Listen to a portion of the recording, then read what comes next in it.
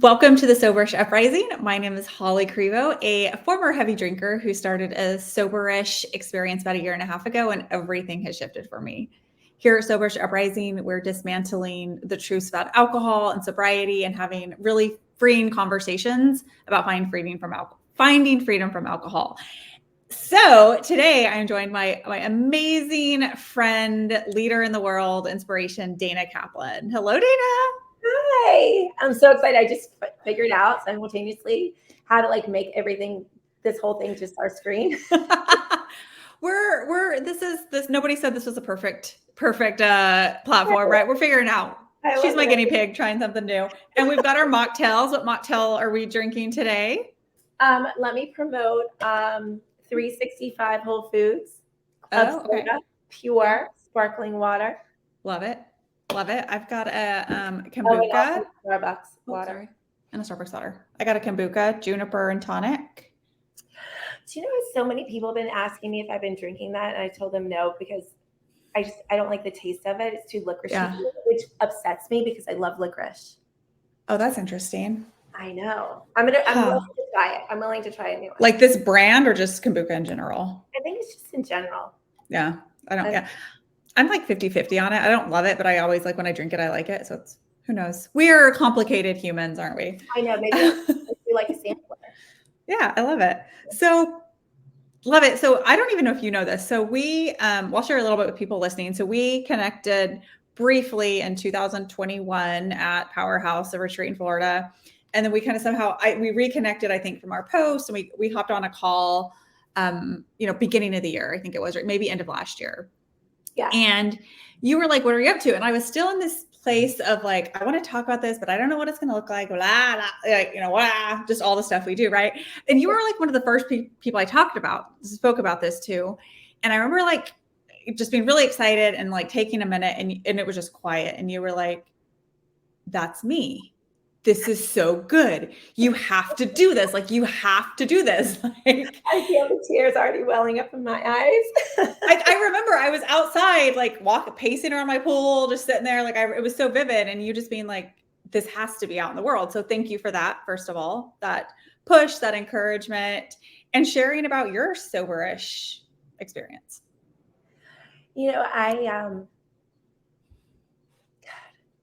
I remember our conversation so vividly, and I asked you. I was going on my typical walk. I was like, "Can we do a walk and talk instead of?" So for those that don't know me, I have ADHD, and I do my best thinking and talking and moving around. That's me being in a swivel chair. But I remember we were doing a walk and talk. Well, I was walking and talking. Yeah. And I did pause, and I was like, do you want to have a real conversation? Yes, that is what you said. Yes. And I say real conversation, and my eyes are bursting because we have conversations with friends, right? But to really dig into the depth of uncomfortable conversations, not everyone's necessarily going to be willing to go there. And you also have to check in with yourself. Are you in the space where you can handle that conversation right now? And as an educator, I'm constantly checking in with myself. As a coach, I'm checking in with myself. And most importantly, it's because for so long I ignored myself, which goes into the whole conversation. Yeah. It's soberish. Yeah. So I remember our conversation so deeply, and you're like, yeah, let's do it. And I was like, I'm going to have the most honest conversation with somebody that I have not had around drinking and around the realities of addiction and whatever. And so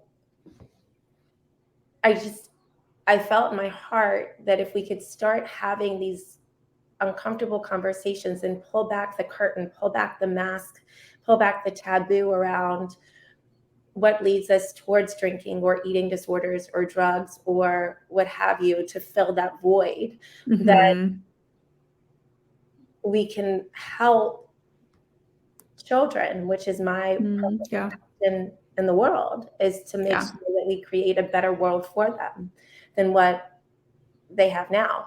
and Mm-hmm. everything counts. So every conversation counts. And it was very freeing to speak with you. Thank you for that. Yeah, I remember, and I was, and at that moment we didn't know. I mean, we knew each other, but not really. Like, like, yeah, let's just do it. It was kindred spirits, though. Yeah, it was, and it was really, and it was great also because,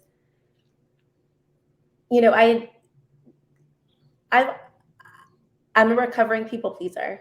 I always put everyone first. I even recently wrote about how I had this euphoric high from trying to prove myself to people. Like, how much can I prove myself to you? Yeah. And behind the scenes, it was destroying me. I mean, there were nights where I was drinking so much and like would wake up in the morning and be like, oh my God, what happened last night? My favorite of all favorites. Takes you a minute, right? You're like getting there, closer. Yeah. Well, my favorite of all favorites is when I called my sister. No, I lied. I texted her. It was my second year teaching. And I was like, Karen, I don't feel good. I think I have the flu. And she goes, no, you don't. And I was like, no, I really think I have the flu. I'm nauseous. I can barely stand up. She goes, you went on a date last night and had how many margaritas? And I was like, oh, that's what this is? I don't have the flu. And I was like, I had to leave school. And I was so scared to go and tell my principal. I mean, this is my second year teaching. I had gone out the night before. Like, who am I? Like some kid? Like, what am I doing? Right. And then I was freaked out because I thought she could smell the margarita still on me because, of course, like, you create all these banana narratives in your head. Yeah. Like, I knew she couldn't, but maybe she could. I have no idea. But it's like those realities. You don't you make up excuses. You're constantly making up excuses. And why? For what? And you believe them, right? Like they don't even not contemplate. They don't even, like, they're not an excuse. Like, it's a fact sometimes, right? Like, it's just a fact. Like, and you're like, oh, wait, if I can step back, it's an excuse. Yeah. Tell me a little bit more, we'll kind of just start here, right? There's no agenda. We just talk about these conversations. How did your people pleasing and your drinking tie together? Like, how did those tie together for you? It's a great question. I never realized it. Yeah. So to start there, I never realized it. I never realized, first of all, how unsafe I felt in my body until a year ago. And so the chaos and the shame and the blame that comes when you're drinking and the people pleasing combination of like, well, I can't please you enough, so let me just go drink some more because you're already going to be disappointed in me. Yeah. I pleased you enough and I've made you happy, which no one can make you happy. You make yourself happy. So the whole combination of all of these literally banana town narratives that I've been creating in my head of like how much control I had on the external because I felt so out of control on the internal. And so that piece right there was a really big eye-opener for me. Because I now know when sabotage is kicking in, when chaos is on a ride. Like, we talk about fear and we talk about triggers and our society is all about buzzwords. But buzz, and let me just buzz you around. But literally, the reality is this: until you're completely aware of like what's happening internally with you, like literally internally with you, nothing can change. It was a year ago when I was out with friends, mutual friends of ours, actually. And they poured so much love into me that I didn't know what to do when I drank. And I tried. They were like, you can't destroy our friendship, so it doesn't even matter. But like, I literally was like turned into a mean girl, and I'm not a mean girl. Like, that's not who I am. No, not at all. Yeah. Like, that's what happens when you are trying so hard to please everyone in the world. And then when people start to see you, but you've never seen yourself. Yeah. So that whole, it's like a huge juxtaposition of like stories and life and perspective and all these different components. And I think the biggest takeaway for me was drinking is not going to please me. Hurting myself is not going to please me. Hurting myself isn't going to please others because I'm hurting them in the process. Yeah. So it's a really interesting space to be in when you step back and see how your choices and your intentions are not in alignment. Yeah. Oh, well, and thank you for sharing that. And that makes sense, right? Like your people pleasing was your drug, right? It was your hit. And you're like, okay, if I can get that hit there, maybe I'll get it here, or I'll fill that void. Like we have the void that we're trying to fill, right? And then you're just, but you don't even realize it when you're in it. When you're in the muck, you're like, you don't know you're in muck, right? And you get out of the muck, you're like, oh, you have no idea what's happening. The muck sucks. I don't want to be in there. Right. I don't want to be in there. Well, tell me, like a year ago, you had that experience, filled in love, like, and like that was that discomfort for you, right? Because you didn't know it and you felt it like alcohol was going to be, again, your drug, your peace, which it's not. We know that. We know alcohol for a split second makes us feel good and then it doesn't stay. So what changed for you after that moment? Like what was different for you in your, first of all, I'd love to, like, what was different in your drinking? Maybe did that shift something in the way you approached alcohol? Totally. But to be very clear, it's not just alcohol with me. It can be food, over exercising. It can be anything that is. So when I talk about being soberish, it's talking about me really paying attention to how I'm choosing to pay attention to me. And so it hasn't always been alcohol. It hasn't. Right? Like it's never been drugs, but it's been an eating disorder or working out too much or the combination of everything, right? And I remember waking up the next morning after feeling, and I wasn't hungover.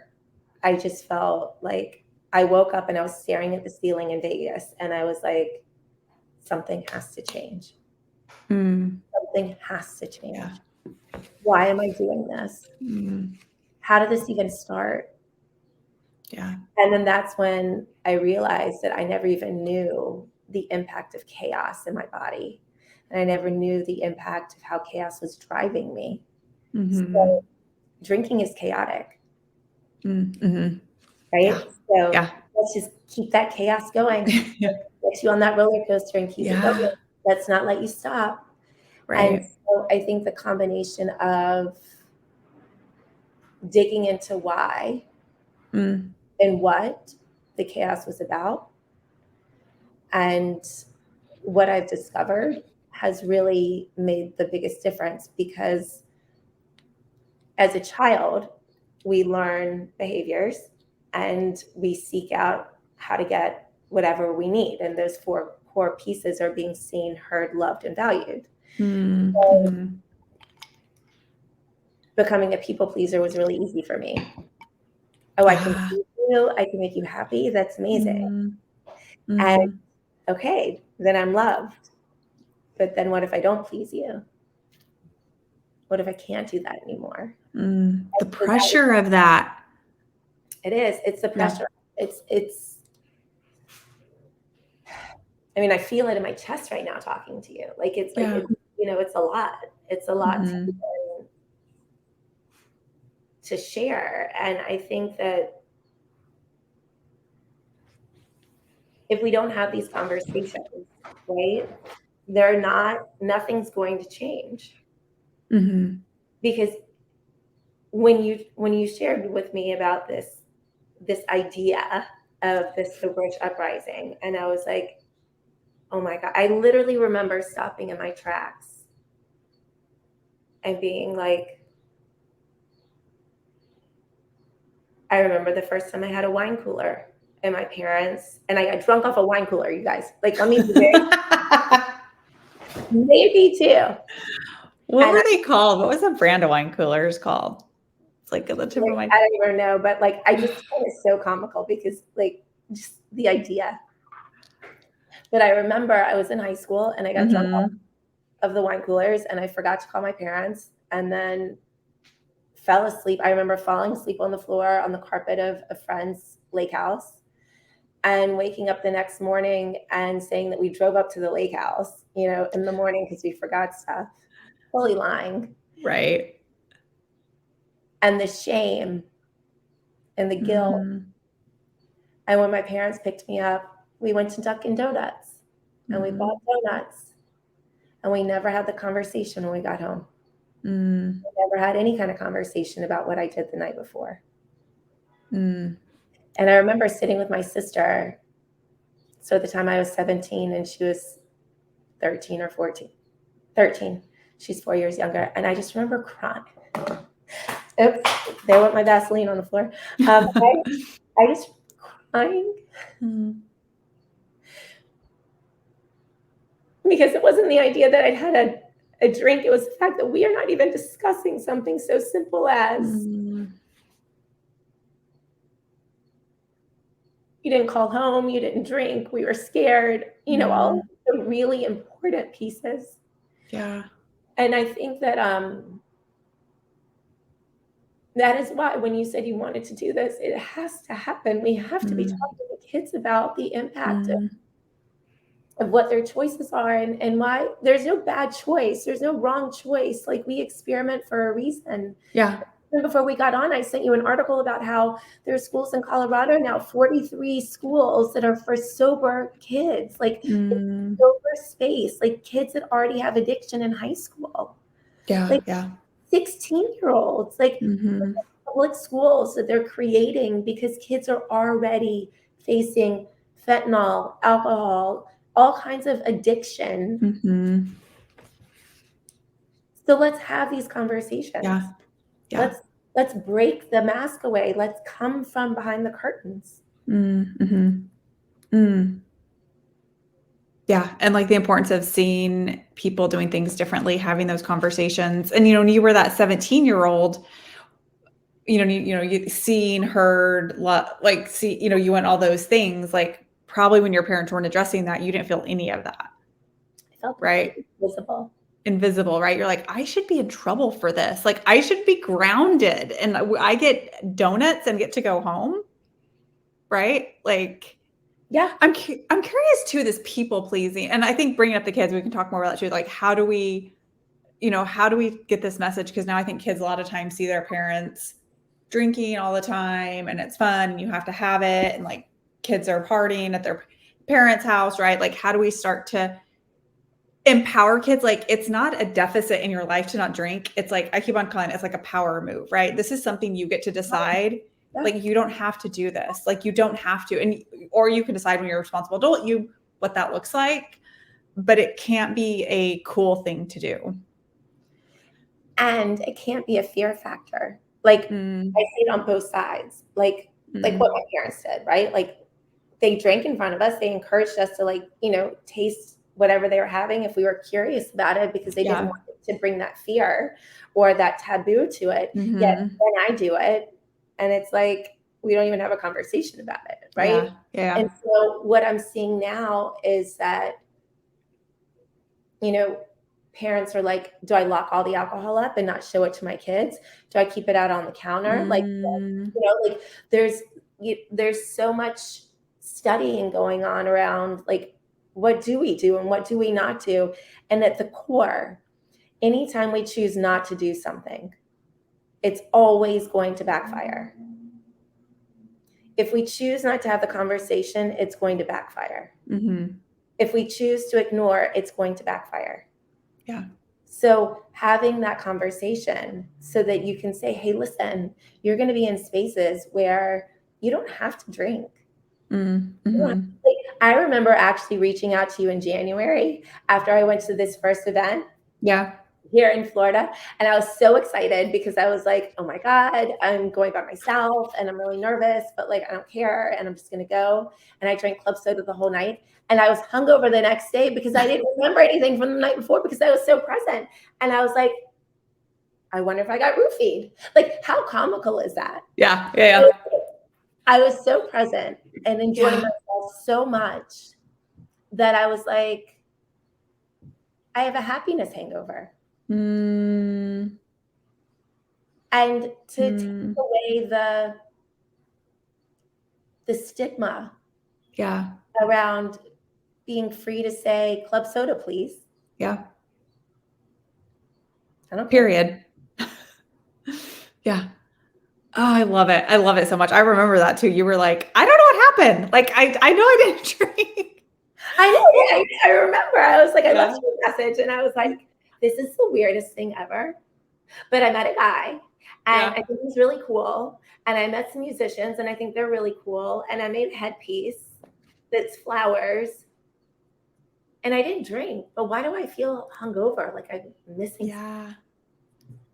Oh, your body wasn't used to it too, right? It's like a foreign feel. Not happiness is a foreign feeling, right? But that feeling of like being in that situation sober is foreign.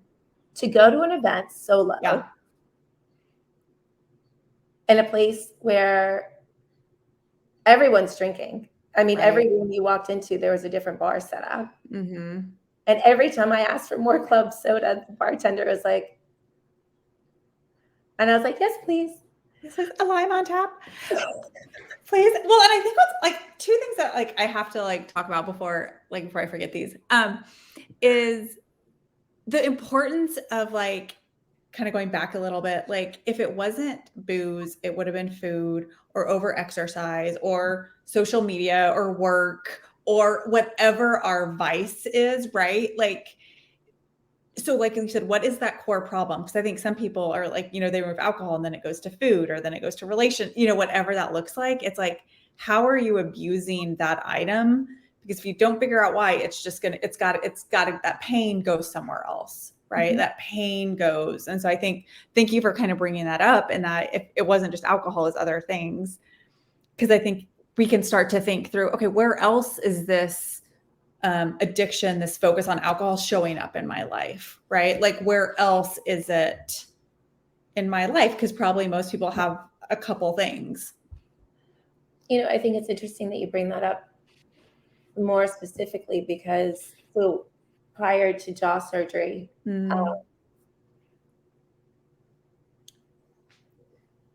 so I discovered how unsafe I felt in my body probably like 3 months before jaw surgery. So here it is, I'm going into this massive surgery.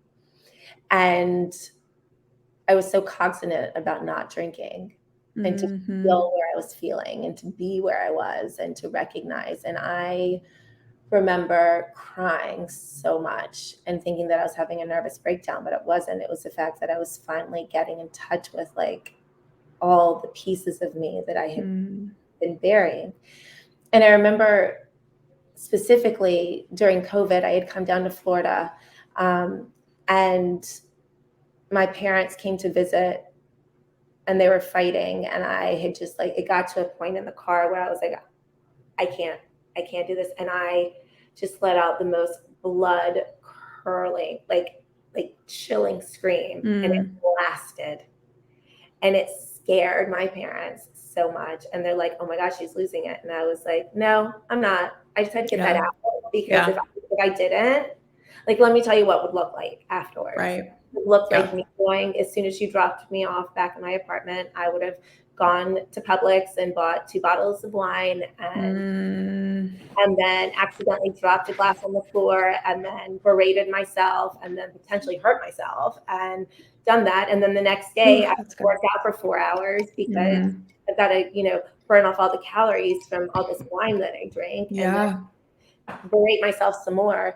And at the core, it comes back down to how do you see yourself? Are you actually willing to look at yourself? Are you willing to look at yourself in the mirror? And so that invisibility goes into visibility. And you have to choose to see yourself. Because no one is ever going to heal you. And no one is ever going to take that pain away unless you're willing to look at yourself. That's beautiful. Thanks. And I love that you have to make the invisible visible, right? And when we drink, we can think, oh, like I'm more vulnerable and I'm more open, but it's like bullshit stuff, right? It's not like, or it's like sloppy vulnerability. Like it's not like true of the essence. I'm coming. And so I think that piece of like, how do you step into this visibility? And like you said that after that time in Vegas, right? Is you were like, what are you doing? And that's when you're taking an honest look at yourself and myself, which is what I did. Like, this isn't who you are. This can't be who you are. Mm-mm. And you want to know also what was so fascinating is, so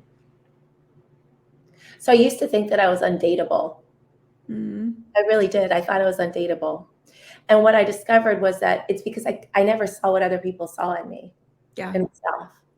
And the amount of men, and I say men intentionally because there's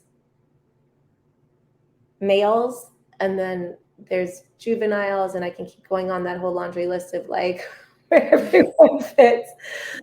There have been men that have come into my life that tried so hard for me to see me, and I didn't see myself, and I royally destroyed it because of alcohol. Because of alcohol. I would have a glass of wine before I went out with them because I was so nervous. Yeah. And then we'd go out, and then we were having such a great time, and then I would do something and be like, "Oh, see, I told you weren't going to like me anyway, so like, let me just keep drinking." That's You weren't going to like me. It was all self-sabotage.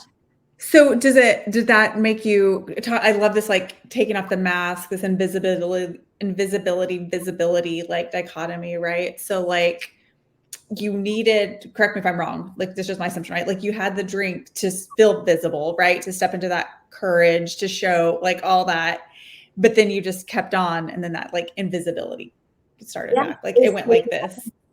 That's why it was like this insane roller coaster. Like when I talk about a roller coaster, like that's what it was. Like I got off the roller coaster, I drank some water, hydrated, it was back to me, the person that everyone loves. Do it again. Oh yeah. Everyone loves me. Doesn't matter if I'm on the roller coaster or not. Yeah. But I don't know that. I don't feel that. I don't feel that. Yeah. I feel like one of my favorite books, it's a children's book, it's called The Invisible Boy. And that's what I felt like. I felt like the invisible boy. And it's interesting because my parents are constantly saying, "Well, what did we do wrong?" And I'm like, "You didn't do anything wrong. You didn't know anything differently." Yeah. Yeah. And that is the solution to pivoting. I'm a big believer in pivoting. Instead of shaming, blaming, and guilting, why do I have the pain? It's let me pivot and see what I can now do to help. Right. Feed me, heal me, love me. Yeah. Sorry, I tried taking notes. Yeah, no, I love it. Like for your parents, right? Like and it doesn't matter at some point what they did, right? If you make peace of that, it's like, but what do you do with this like emptiness, this like shame, guilt, whatever it is we carry? Like, what do you do? And I love you said that, right? Because I could sit, I mean, we've all like been there, right? Like I could sit there till I'm blue in the face and tell you, you're so dateable, but like until you believe it, like it doesn't matter, right? Like you have to believe that, right? And like figuring out, what does that look like for you to buy into that, right? Like I can't do it for you. And so it's that responsibility, or you for me, right? Like whatever my thing is, it's for all humans. And so thank you for sharing that. Thank you for like the grace that you showed your parents too.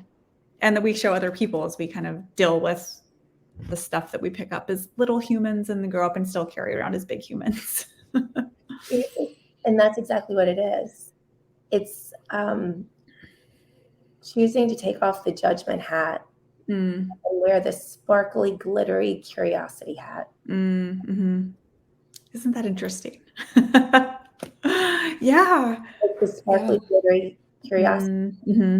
Because everyone's doing the best they can. Yeah. Yeah. Tell me a little bit, I'm curious on this, because something I hear as a recovering people pleaser, and I know I've seen you, I've known you 2 years now, right at 2 years, and I've seen the work you've done.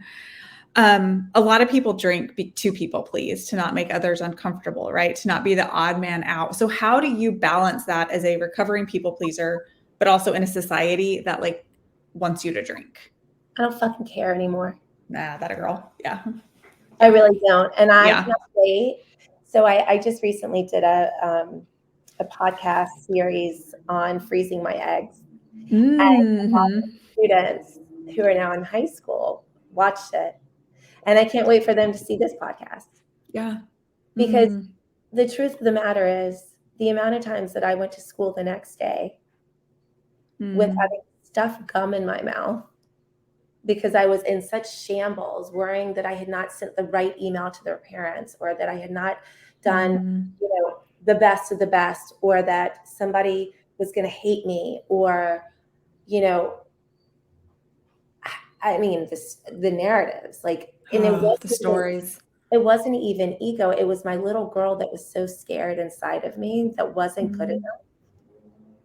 And so, I mean, what I've done in the world in education doesn't match the person that I was as a learner. So I've had to really reconcile with the fact that, wait a second, because of who I am, that's why I've been able to do what I'm doing in the world for children. And to really shift and pivot, it goes back to pivoting. And so when we can choose not to let the outside noise impact our insides, then we make the choices that best support us.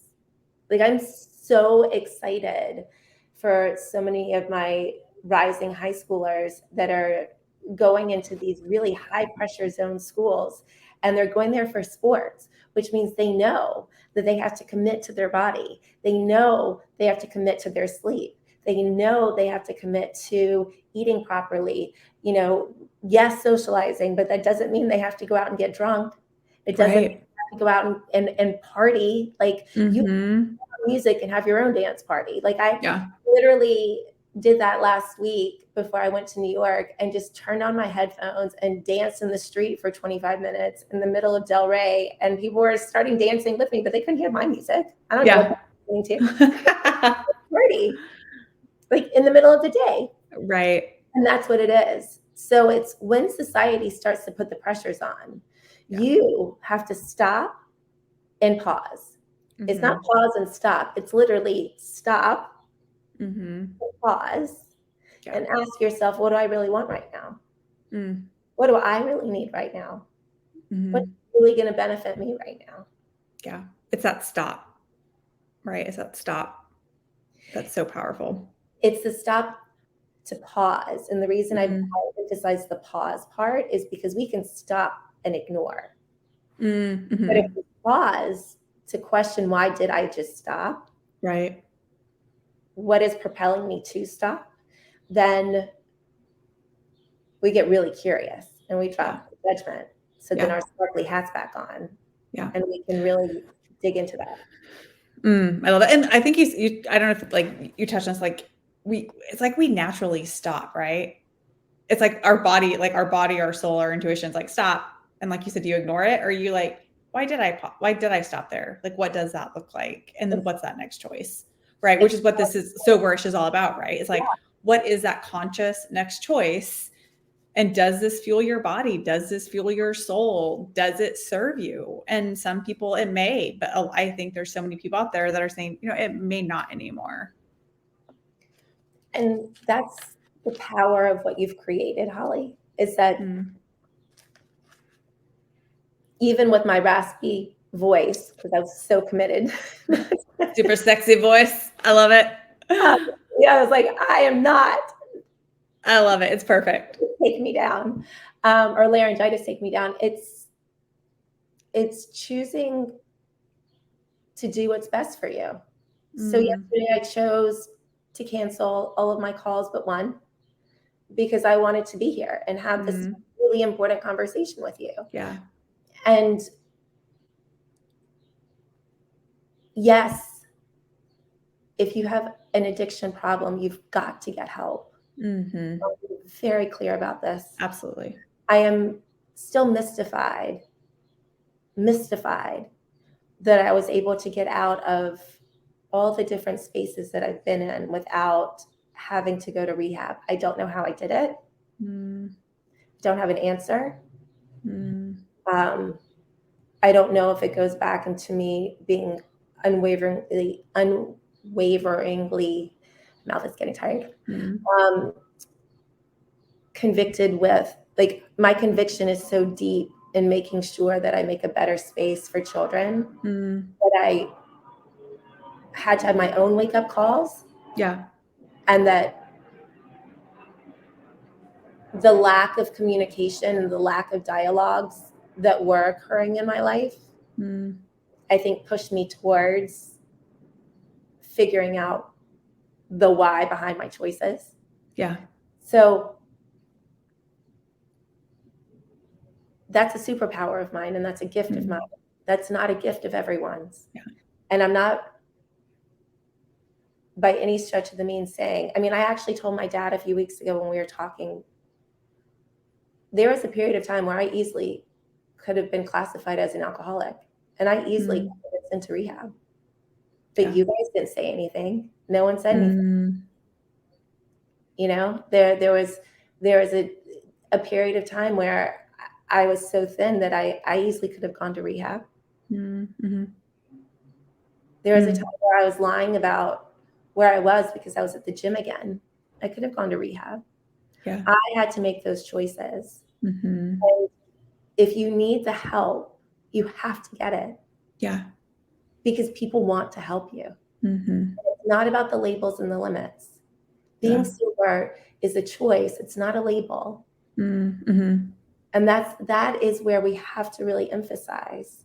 When we make a choice, it is a choice. It is not a label to limit us. It is a choice that we're making to live and be. Yeah. Yeah. Thank you for that. That's like that's your mic drop. Well, and I think, thank you for, in that piece of, yes, if there is, do not be afraid to ask for help. There's nothing wrong with you. There's nothing wrong with any of us, right? There's nothing wrong, but, just making that next conscious choice about what works for you, right? And taking that pause. And, kind of wrapping up, would love to hear, you do amazing work with kiddos and their families, just really empowering them to make their choices, speak up for themselves. So what message, if there's a kiddo or a parent that has kids, it's kind of where, like, what does this look like for me? Am I drinking too much or on my kids? Like, maybe what's one thing you would leave them with in, your expertise? I love this question because I remember the first time, I will never in my life forget this. It was my third year in New York, and it was during a birthday party. And the kids all had their cups, and after we sang happy birthday, they all went, cheers. And I was like, okay, so what? And I had to stop, and I had to be like, what is that? Yeah. And I realized, I was like, you know what? Let's have celebrations. Let's have celebrations with apple juice and water. Yeah. And that's the message. That is the message right there. Yeah. If you choose to drink, don't make it a forbidden fruit from your kids. Don't make it a scary thing. Be very upfront and honest with them. Yeah. If you drink, you do not get behind a wheel. If you drink and you need someone to come pick you up, I will be there. Yeah. If your friend is drinking and you don't feel safe to get in their car, I will be there to pick you up. No questions. Yeah. Because I love you. Yeah. I love you. Unconditionally, I love you. And that is the message for parents. Yeah. Instead of controlling every situation, instead of trying to manipulate and monopolize, give your children the space to talk. Give your children the space to have the uncomfortable conversations, because they are not hard conversations. They're going to be uncomfortable.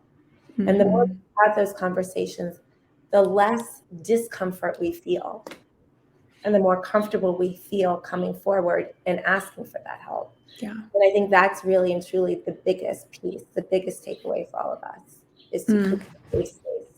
Yeah, that safe space. And something that I don't think is important is that safe space. That's so important, that like the celebration, the cheers, like you can do everything every single person is doing. You just don't drink when you do it, right? Yep. You can go on vacation, you can go to happy hours, you can go to weddings, you can go to wine tastings, it's something different, right? Like we shouldn't shame people wanting to have these experiences and doing it sober. Not shame, but like it should just be normal. Yeah, and get the best classes. I'm obsessed with like really fun, funky classes. Get the classes, you guys. Fill the champagne flutes with like whatever you want. Yeah. Or get like I call them daiquiri glasses, but I don't really know what they're called. But like get the fun glasses. Yeah, like, totally. It's like for me, for so long, it was like, I just want glasses. I don't even like, I mean, I have stemless wine glasses that I pour my smoothies into. Mm. Like, I just want That's what I do. I do that too. That's funny.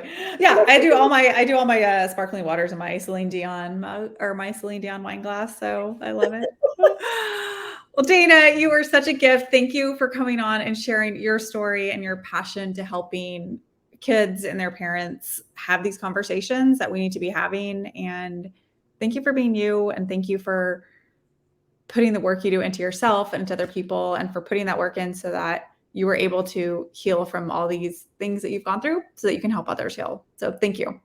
Thank you. And I love you. I'm so Love happy you. doing this. Well, thank you. So thank you everybody for tuning into Soberish Uprising. If you like this, please leave a review, send to a friend. And would love to hear from you what your thoughts are on this episode with Dana, what you learned, and maybe thinking through what is it that you're wearing a mask around? What is that topic in your life? If it's booze or whatever that is, where is that mask on and how can you take it off? So again, thank you for tuning in, and remember, everything you want is on the other side of saying no to that drink. Have a good day.